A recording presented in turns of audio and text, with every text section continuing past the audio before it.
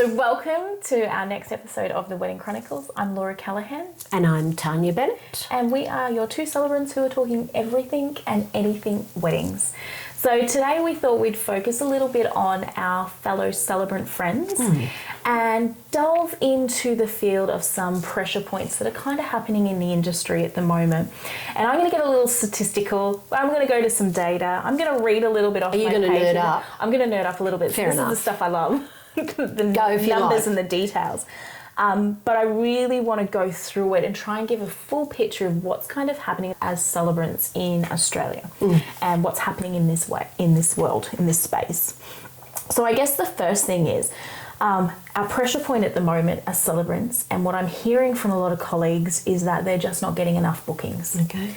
So their inquiries are down.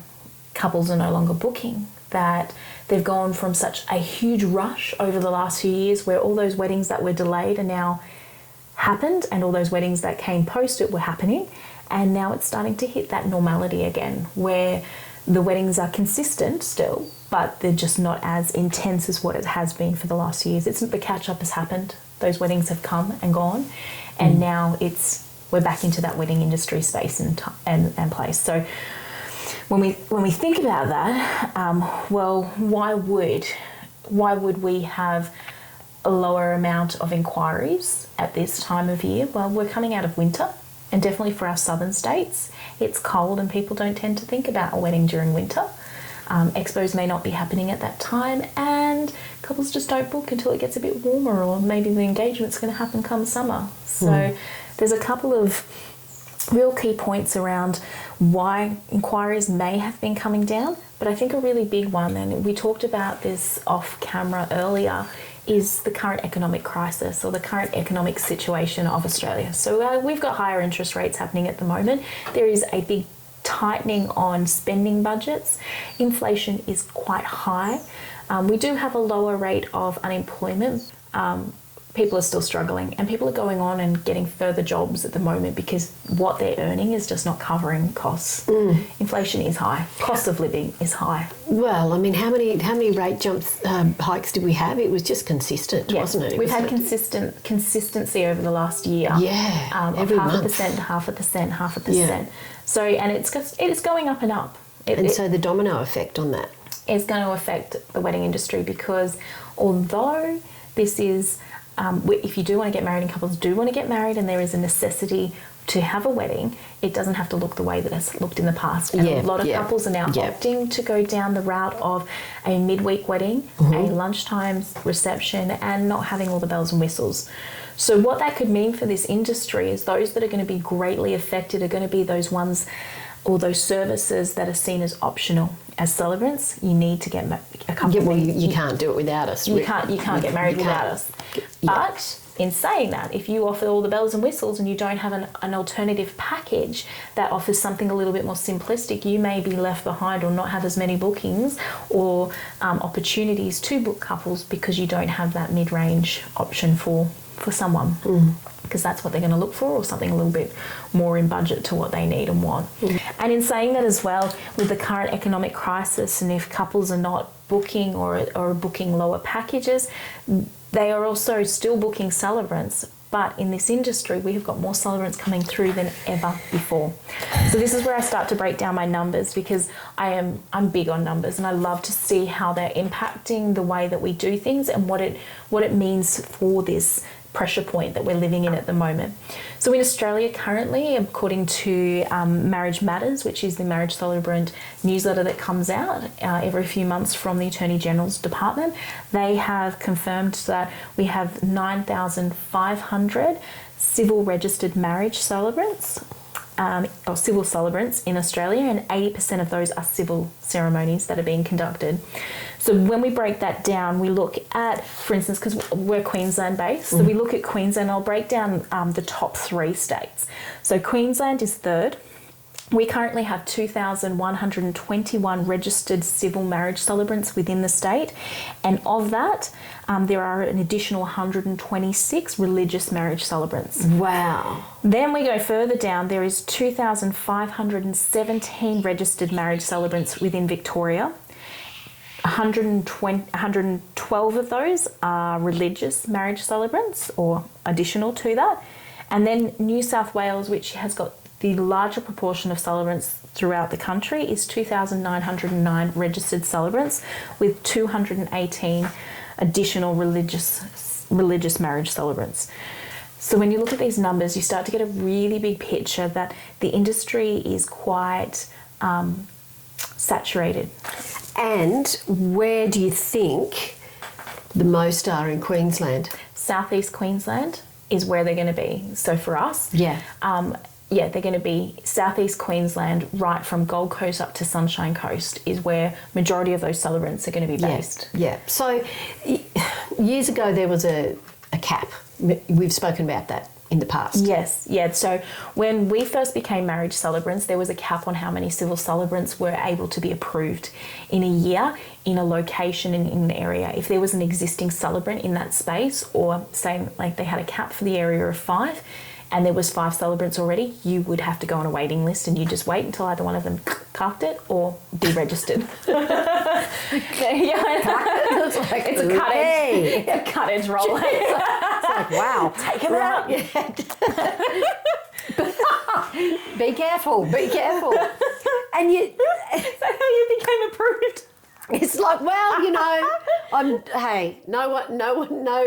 no celebrant suffered the appointment for me to be approved. Well, I feel like that's going to be my tagline. Out. But that's the thing. So in my mind, I'm like, well, you know, there's so many. Why don't they cap it again? It's a good question, and I've got a really good idea why they won't. And it will not be capped. Why? Because the way that the program has evolved and has grown, it is now a business. So previously when we became marriage celebrants, there wasn't any marriage registration fee. Mm-hmm. There wasn't any ongoing professional development. You were appointed and didn't you still have to do your OPD years ago? No, so there wasn't. It's only come in the last, maybe I've been around for so long, like it's only come in the last, I want to say, 10 years. Okay, I will go back and have a look. Yeah. I've got all of mine. Yeah. But it wasn't, when I first started, it wasn't there. And now, then it came in that we had a ongoing professional development that you needed to complete every year. Yes. And you had to pay to do a course through an ATO company, so a registered company who could provide education training. And then we did that each year. And we did that every year. And I know they ranged anywhere from $150 up to $350. Sometimes they were included in your fees and your registration with a celebrant society or a celebrant group. But you had to pay that if you wanted to maintain your qualification. Otherwise, you got out. You were like, it was bye-bye, see you later. And then in the last years, there's then been the annual registration fee. So celebrants, similar like teachers and police officers, now have to pay a registration fee to maintain their appointment and to keep their registration. So the more celebrants there are, the more registrations that are going to be paid. Absolutely, like it's down to the cost of it. Yes, it costs the government to run it. And yes, they should be recouping some of those costs, but equally, when there's the opportunity to make more or have the opportunity to have more celebrants registered with more resources coming through, it's going to improve the program because they'll have more money to work with, but it also means that there's going to be registration fees. And look, registration fees haven't gone up in quite a few years too. They've hovered around a certain rate. Don't be surprised if they start to jump up. Inflation's going up, cost of living's going up, everything's going up. And I really strongly believe that registration fee will go up very, very soon. So really, they're not going to put a cap, they're not going to stop it because it's money making. It makes them money. That's it, yeah. And it's hard because it really is oversaturated. It is. And when we break it down to those numbers and we start to look at, well, how many celebrants were actually registered in the last few years, I've got stats for 2022, 2021, and I can tell you that in 2022, we actually went up to over 10,000 celebrants in Australia. And now it's sitting at that 9.5. So is there some movement down, or was there some deregistration of older celebrants going out? Maybe yes or no. We don't have those stats in between that at the moment. I can also see by the stats that the registered celebrants for 2021-2022 was 602 celebrants for Australia that registered. And then add that on top of those who have already applied, and this is only up until May this year, we had 337 new celebrants approved by not even halfway through the year, which then made 20. It's interesting. It made it. And the application. Sorry, I'm just looking at these stats because they blow my mind a little bit. This year, 2022-23, applications alone were at 806, and of those 622 were approved and were successfully assessed and maintained. So there's quite a few waiting. Have they come through in that interim time? Not sure. How would that look? What was that going to look like? Roughly each year we're looking at about 1,000 new celebrants coming in, and they're not going to come in more rural. No, because there's not the there's not the demand. No, there isn't. We're looking at those eastern and western coastal land areas. We're looking at areas where there's existing celebrants, and there's a lot happening in those spaces already. It's a really interesting space to say that yes. You may be feeling a pinch by not getting couples asking you to be their celebrant at the moment and getting them to book with you, but there's a bigger picture behind it. Yeah, there's elements that are affecting that and are accumulating up to the point where it's easy to say, look, there's just more celebrants, but it is the fact there is more celebrants, there's more newer celebrants too, because they're coming in with this fresh new look at things, and couples want something a little bit different. They want somebody that may not have been around from 10 years ago. Oh my gosh, sorry, us ancient artifacts. The dinosaurs.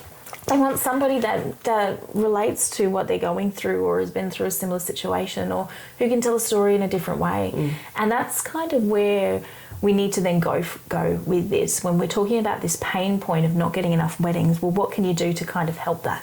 What is the situation? What can we be doing right now as celebrants to make sure that we're getting bookings and that we're going to maintain bookings? And if this is your income as your sole role and job in this industry, how can you protect that and maintain that? Well, for one, don't undercut another celebrant and don't come out underneath them. This isn't a stab each, stab back world. We are needing to lean on each other, if anything. That will always happen though, I think, which is sad, but it will always happen. But operating with integrity, that's a thing that you operate with integrity, like you do the right thing, etc., etc. There was a story years ago with a couple that went to an expo. They were actually going to just sign their notice of intent to marry form with the celebrant who was at the actual expo, got chatting with another celebrant on the way, and she cut the price of the other celebrant, and they signed the document there and then for their notice of intent to marry form. That's tacky. Yeah. That's low. That's a low blow. Don't do that. And you won't make friends. This is an industry where you rely on your friends, you rely on the networks that you have, and if people within this industry see you doing that, they're not going to want to be your friend. No. They're not going to want to work with you. And it's more, don't come in guns blazing. You know, when I started, I always looked up to my peers and I wanted to learn from them, and it's just a respect thing. Like, sure, come in with all the ideas and the energies and the excitement and everything, but don't shoot yourself in the foot, because if you shoot yourself in the foot, look, the word gets out. Yeah, it does. It gets out with venues, it gets out with, the whole industry. It's like, well, you've got to watch that person. Egos. Yeah, leave them at the door. This is not the industry. Keep them in check. Yeah. Because, look. Now, personas, I want to say personas are great because that's a personal brand. That's just who you are. And really, look, we all have to have an ego to a certain extent to be able to stand up there and deliver a ceremony and not be nervous in front of all the people, the congregation, the crowd, all that jazz. Yeah, no, I just don't think about it. Yeah, well, that's my motto. Like, just do it. Just don't think about it. Own it. Yeah. Own it and do it. But it's not about us. It's not about, look at me. It's about delivering the ceremony for the couple. And you do it with your style, class, everything else that you bring to the table. If it's a bit of humour, whatever it is, whatever the couple, you've got to gauge your couple. But again, back to ego, don't let it jump out of the box and run around in the nude, because it's not attractive. No. It's just not, So coming in with great energy, learning from other celebrants as well, having a good network, and just sort of I'm going to say know your place. That sounds terrible. I don't mean it like know your place, but learn. Be open-minded and come in wanting to learn rather than wanting to take or wanting to show others that may have been here for a while what to do. Because you do get that sense from I want to say newbies, but it's a terrible word to use. But to someone coming in, they're so excited and they may not be aware, like that just the way that they're coming forward is being very patronising or stepping over toes, and it is. But some are aware of that. Look, some are, and that's just how they work. That is. It's like But in knowing that others will see that, others will talk about it, and then it's unfortunately the work starts to dry up because you don't have a great rep based with the providers, and that's a big one. Vendors and providers are huge within this industry. Yeah.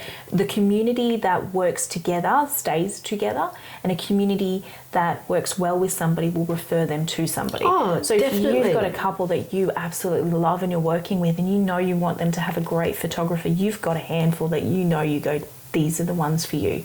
I know the quality, I know the consistency, I know how they communicate and how they work with me, because they are willing to bend over backwards or work around how I stand or how I talk, or if I have to be over near the back at some point, they're there for the ride and they're happy to work with you. And another thing too, even with celebrants, and we've been asked the question, both of us, what happens if you're sick, or what happens if, again, if I was booked, I have a list of people that I would automatically, I can't, but try these people. Yep. It's just and when you've got that network, that's really good. It's wonderful to know that, other celebrants have got your back if you're not well or something is to happen, or et cetera, et cetera. So that's a great thing. It's a competitive market. It's always been competitive. It's always going to be competitive. Yeah, but don't be competitive. Don't be competitive. I don't know. I hate that. If I feel like, I'm in competition with you, well, see, I don't, because I'll remove myself. Do you know what, this is the thing I absolutely loved about you, that when we met, that there was no competition. Oh, no. You were the first celebrant when I was as a photographer that I actually told that I was a celebrant. Oh, really? Because you get in the beginning when I did it, you did say something to someone. It was like, can't do that, can you? Can't. It was the judgment and the demeaning and the but also that you couldn't do that because it was a conflict of interest because you had two things going. Well, no, more so that you prefer doing photography, or you're better at photography than at being a celebrant. So it was that sort of. Look, there's people in the industry, no matter where you are, no matter what you're doing, that are going to say something in a way that's going to rub the wrong way. And maybe I'm just a little sensitive because of my early beginnings as a celebrant and not having that community behind me. But I've learnt to thicken up a little. Yeah. I've learnt to just take it on the chin. And I've learnt that, I think, with relationships like the one that we have, where we've gotten together and we've talked and we're happy to share, and we're happy to be inclusive with each other. It just fills my cup and makes my heart really happy. So, and it's not being competitive, it's supporting. It's supporting your team, because although we're sole operators and one-man shows, it is a team that's going to come around you in those times when it's tough, that's going to build you up. Yeah. I never have a problem with if a celebrant said, would you mind if I came along and had a look at how you do a wedding? I don't mind. I don't mind at all. But don't copy and steal absolutely everything I say, word to word. It's like you've got to have your own. You've got to have your own personality, your own flow, your own. Like, we all need new ideas. Yeah. Absolutely. And otherwise, you get stale. But I'm going to add to that a little bit more. I truly believe that the people that we are made up by the people that come before us or come into our path in our life. Yeah. So we will take the best. You want to surround yourself with the best too. You want to make sure that you've got, if you know that you're lacking in being able to tell a story really well, that you've got a celebrant that can do that. And that maybe you listen to how they do it, how they set it up, how they ask the questions, why they do things certain ways. So suddenly you're starting to learn those skills that you might feel you lack in.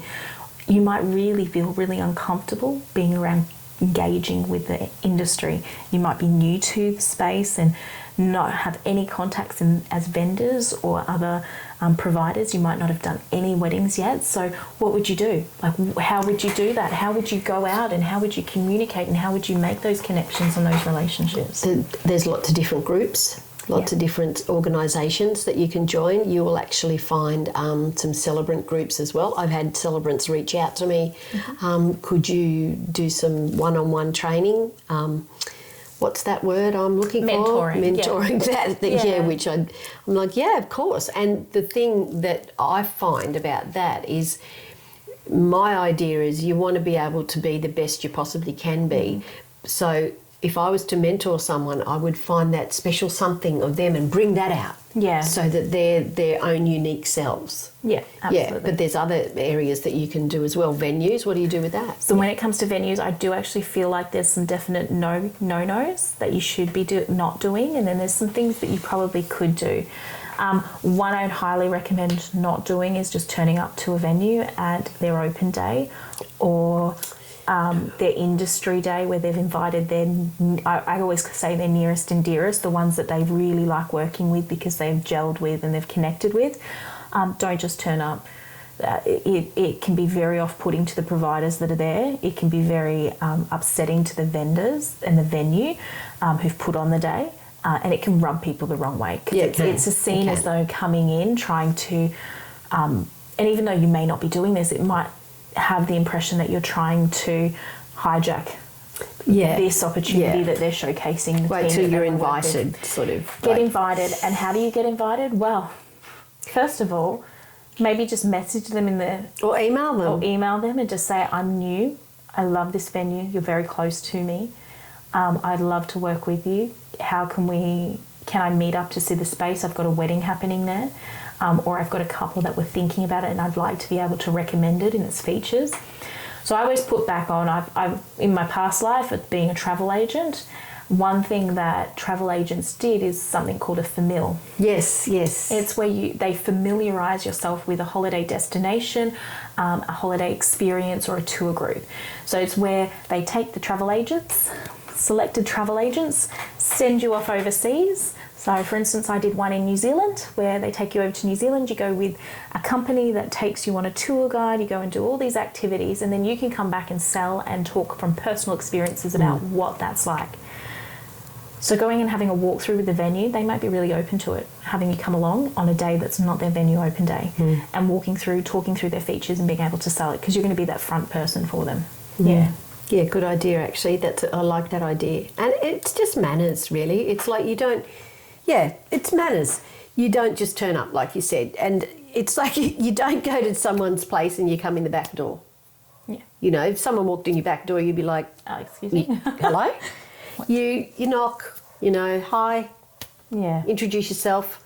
Expos, expos are great. That's where you'll meet your vendors. If you're not comfortable making that reach out or they're not responding to that reach out moment, going to an expo and walking around, well, obviously have your stall, have someone come along with you, manage that stall for a moment and chat with vendors, maybe ask if they've got open days, if they're looking for in-house providers. Are they new to the industry? Are they a new coordinator? Get to know their face. So the expos, I think expos are a great idea, especially when you're a newbie, but then, that's what kicks me off.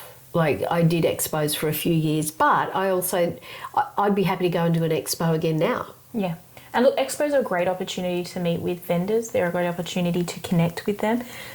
Get your face out there and really just start to get your name and business out. It is a little investment, absolutely. Sure. But it's the investment in the right area if you're just starting out.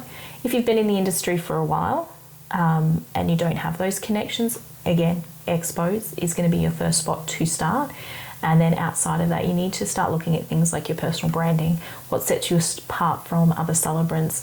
Are you posting regularly? Are you sharing content? Are you engaging in a community around you? Are you working and networking? Are you supporting? Are you guiding? Like there is so many things that can really elevate and I guess in some way make you come to top of mind when others are thinking of a celebrant. You've also got the platforms, lot of different platforms that you can sign up and show your business and etc. etc. I'm not going to give all the names away because there's a hell of a lot out there that you can look at, but that's another one as well. So that's a form of advertising, really. Yeah, absolutely. So I think we've talked about the pressure points of celebrants at the moment by not booking or not having enough bookings coming up, whether that's this year, next year, whatever it may be. But there are ways to combat that. Yes, there's newer celebrants, but there's opportunities. Which is great, It's not that it's not great, but it's just,